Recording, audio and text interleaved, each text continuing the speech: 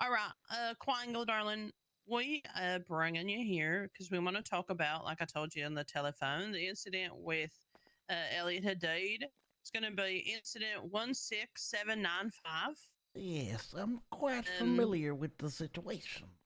okay, perfect, darling. So first and foremost, we kind of want to get your side on like what had happened from like start to finish on the scene. All right. Start to finish? Yes, including like prior to the hospital situation, like from the entire situation, Yes. essentially. Me and Snoop, we were up here up north. We were processing somebody. I believe it was Mr. Luis Blanco. We get done processing him. We walk outside. I look in the sky. It's a bright full moon. Very beautiful. I felt like howling. Out of nowhere, I see an individual jump out of a CVPI with weapons drawn. A car pull up. 4 people deep. They hold me and Snoopy up. They say, hey, we need you to uncuff this person. Now. I uncuff him. They say, okay, hands up. I put my hands up. They take my weapons. They spit on me. They slap me. They get in the vehicle and they leave. I call out on the radio. Me and Snoopy just been held up. 78's white and color premiere. Heading, I believe it was westbound towards Great Ocean. I believe it was Mr. Knight spotted him on Great Ocean. They opened fire on him. We were code 6 in the area by the vineyard. I believe it was Rayvon Gatlin Blacks heard him or seen him, called them out. We started opening fire. Vehicles on the other side of the vineyard where the actual the plants, the grapes are being planted. They get out, start opening fire. A whole shootout ensues. We take them down. Some officers go down. I'm gonna be honest. There's not many of us left. So we try our best. We do our best. We consolidate everybody. I'm processing somebody. I don't mean to cut you off at that point, but do you recall who all was on their fate still? If you don't remember, that is okay. I'm just for my notes. That's what I'm asking. It was myself. I believe Sergeant Highwater was in Air One. I do remember that. Right, Miss Highwater, you went Air One. Mhm. Highwater was in Air One. With Rottage. Yes, with Captain. Yes, it also, I believe Alan Key. He was still up. I think. Um, who else? I'm trying to think. I can't get. It was. I can't Like remember said, everybody. If you don't remember, that's okay. It was just if you knew some people that would have been on their fate. That's all. Just a little bit of information. It's okay. Continue with your story, Yeah. darling. So I remember I was pretty much leading the scene on the ground. I said, everybody accounted for? Does every 95 have AO? For the most part, everybody did, but I believe it was Raccoon, and I believe it was another lady. I'm not sure what her name was. She was processing 2 of them, and I kept on reading like, anybody, can we get a AO for a Raccoon? Or sorry, Hadid. I forgot what his name. Elliot from you guys ever seen Open Season? Elliot, the little deer. That's his name. I have. Okay, yeah. Yes, it was him. That was his name. I'm unsure whose AO that was, and because I was processing somebody, and everybody else was processed, and I believe at that time we did catch Juan Carlos Fernandez, which he was, I believe, either on bail or had a crazy warrant for murder, one of the two. And so when we got to the hospital, and we bring there's no doctors on duty. We bring him to Dr. Payne, or sorry, I think it was Dr. Skip at the time, because Skip was still alive, but now it's Dr. Payne. And doctors giving him treatment. You know, we were sending all the patients to Dr. Skip at the time. Again, he was Dr. Skip. Dr. Payne's now. I believe Dr. Skip died at the time. And when somebody goes on radio, Elliot Hadid is not in cuffs. He's running. And again, at the time, we just got done. These individuals just got done shooting at us and holding us up. So I'm thinking, okay, he might have a weapon still on him if he's not in cuffs. So the call was made. If he keeps running, open fire. Well, I ran after him. We were at the front of the inside, still at the front at the reception. I said, "Sir, if you keep running, you're going to be shot." Does not comply. We get out. "Sir, if you keep running, you're going to be shot."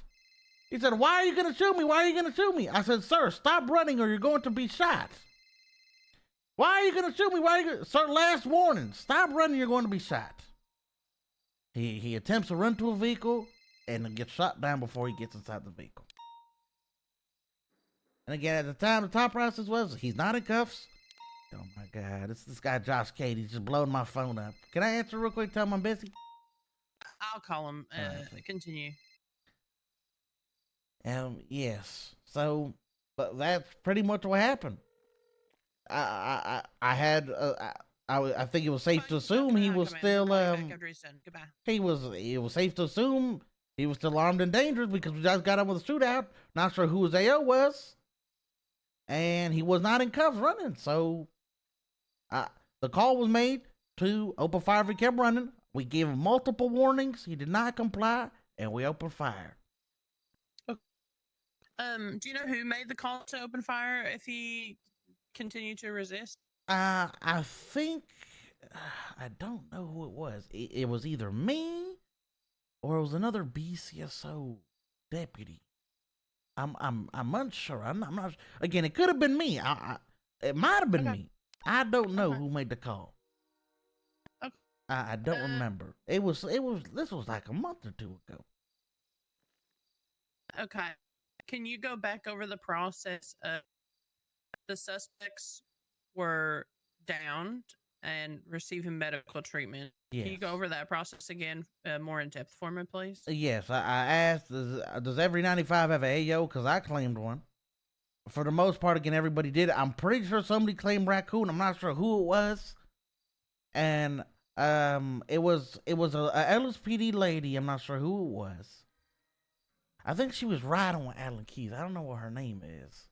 But apparently, it was, I was talking to Bradford and Key about this yesterday. Apparently, she's dating Mr. Espinosa. What's her name? I'm not sure what's her name. But she's an LSPD officer. I believe she's a cadet. I'm not sure what her name is. I think that's what it is. I think it was her. It could be someone else. I'm not exactly sure. But I'm pretty sure she claimed somebody.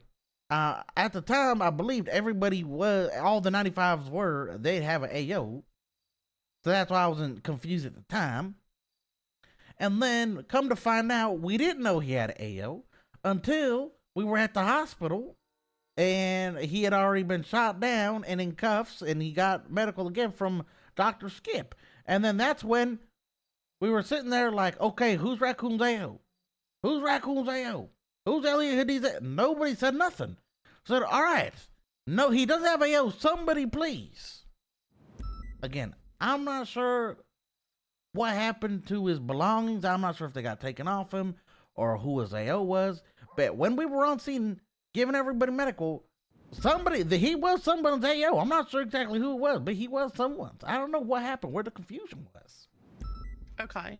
Was EMS on scene where the 95s were receiving medical treatment? Yes, they were. And again, there wasn't much of us deputies and officers up left, because a lot of them did get shot down, but there was sufficient to move one or two vehicles and, have all suspects have AOs. Were all of the suspects put in the ambulance? No, they weren't. Most of the officers went in the ambulances first, and then the suspects went into our vehicles that we were following the ambulance with, because it was only one ambulance at the time. Okay.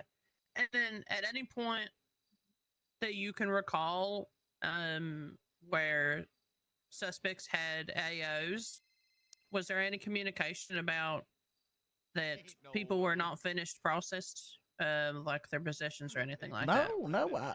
I asked multiple times at the triage, okay, has everybody been given first aid?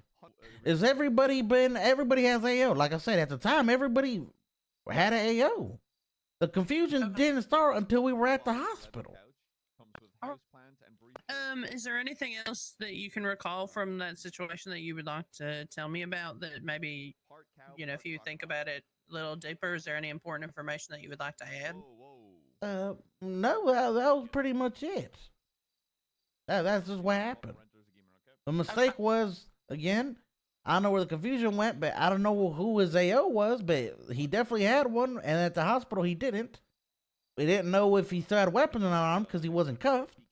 So the call was made. If he keeps running, open fire. We warned him multiple times because, again, fleeing felon. Wow. We were pretty sure he was still armed and dangerous because he wasn't cuffed. And we gave him multiple warnings. He didn't comply. He just kept running. Okay. So, hold on, I'm in a meeting. once McNulty gets off the... So, okay. You've got that pretty much covered as far as if you say you have the good faith belief that he was armed and dangerous. That's a very key point to that.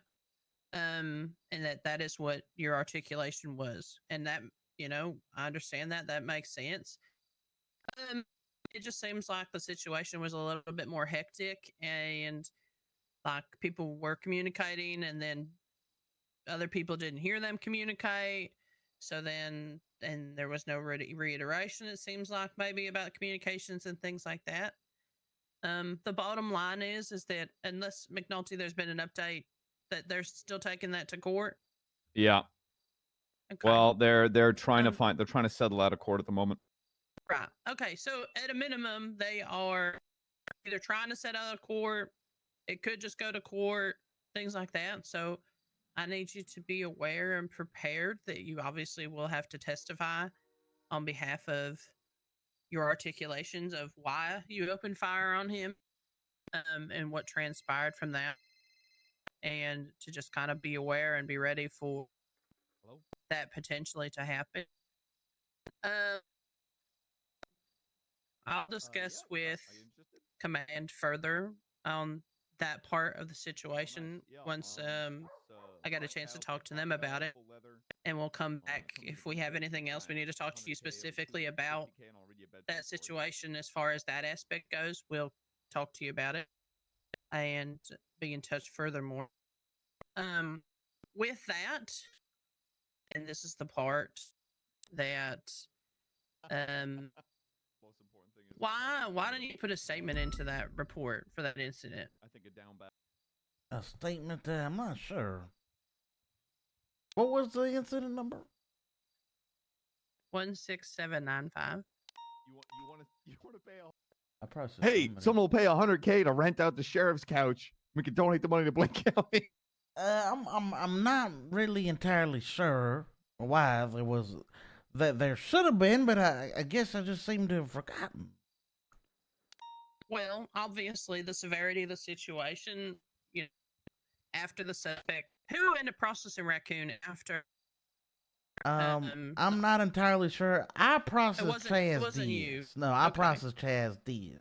That's what I processed. Were you aware that after the situation that he was unarmed? No, I wasn't. Okay, so even to right now, you did not know that Raccoon did not have a firearm. Didn't I have a firearm the whole time? Or at the hospital? At the hospital. No, I didn't know that. Again, I until thought right now. Yes. Or did you know after the situation? No, until right now. Why did you think they were suing? Wait, what do you mean? What I think? Why did I think they were suing? Yeah, were you asking, like, were you questioning on why they were having a lawsuit? No, or did you just not know? I didn't know. Okay, all right. Well, I'm confused. It's okay. It's all right. So essentially, Raccoon was disarmed of his firearm and just not put in cuffs, and he was fleeing from the hospital, but he was unarmed. But based on your articulation of what you explained to us, you believed that he was, or that, because he wasn't cuffed. So, and when I was being held up, he was one of the individuals holding a weapon to me. Sure. Okay. Those are key points to make sure, like, when you testify in court, that you say those things, because, again, this is if it gets to that point. because those are very important factors of your articulation. And he just are positive. One of the things about it that they potentially could argue is negligence on our behalf. One, the suspect wasn't handcuffed. Two, whoever disarmed him didn't communicate that on radio when the suspect was fleeing, and it wasn't communicated what suspect was running it properly to somebody else to say that's me, suspect, me, it disarmed him, things like that. So those are just things that you have to be prepared for, of what would possibly happen when it goes to court. But the main thing is the fact that you, one, were the original officer that was held up at gunpoint, and you didn't put a statement in. And it is a more serious situation, on top of the fact that it's going to court. So make sure you're prepared to testify. Since you did not put your statement in for this incident, you are going to be dapped for that. It was decided amongst us that you were going to receive 5 DAP points for gross negligence for not having a statement into this more serious matter, okay? On top of that, there was incident 15744, 15692, incident 15506, incident 15494, incident 16906, incident 16813, incident 16794, incident 16242, and report 27330, 27000 that also did not have statements in it. This was just for the month of June and July. Is there any reason you don't have any statements in those reports, neither, Quangle, darling? I think the batteries on my tablet, I don't think I charged it. Either it was the batteries or the internet was a little bit slow. I don't know if the fiber optic cable's notion, apparently, what I heard, I read on the news, LSBN, that the cargo ship, it hit, when the cargo ship comes to town, it hit one of the fiber optic cables. I believe the internet might have went out, and my tablet maybe All right. didn't necessarily connect and receive. It was something like that. Okay. Well, for the additional reports and incidences that were not filled out, you're also going to receive an additional 1 DAP point. And on top of that, a 3-day suspension. As far as, we just want to make sure that you understand, obviously, it is important to write your statements, right? You've been an officer, a deputy for a really long time. Someone that a lot of people really look up to. And I'm getting a 3-day suspension? Yeah. Yeah. It's there's a lot of incidents and reports. But again, you're getting a total of 6 DAPs and 3 days. That's about you got to make sure you start writing your reports and your incidents. From this point onward, we're going to be making sure to check those. You're going to have to make sure, either get a partner to make them write it for you, or do something, Quangle. You understand? Yeah, I understand. You listen, again, you're a role model. People look up to you. You just got to do it. I know it's shitty sometimes, but you got to do your reports. Especially ones where you're getting robbed and shot and shooting other people. Those are by far the more important ones to write statements for. Okay? Do you have any questions for us? No. Oh, it's going to be okay, Quangle. It's just 3 days.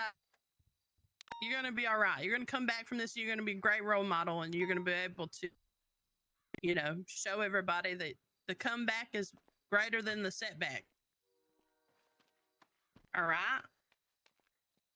You'll be able to come back on duty on Monday, okay, the 21st, and your DAPs will be 60 days, Quangle.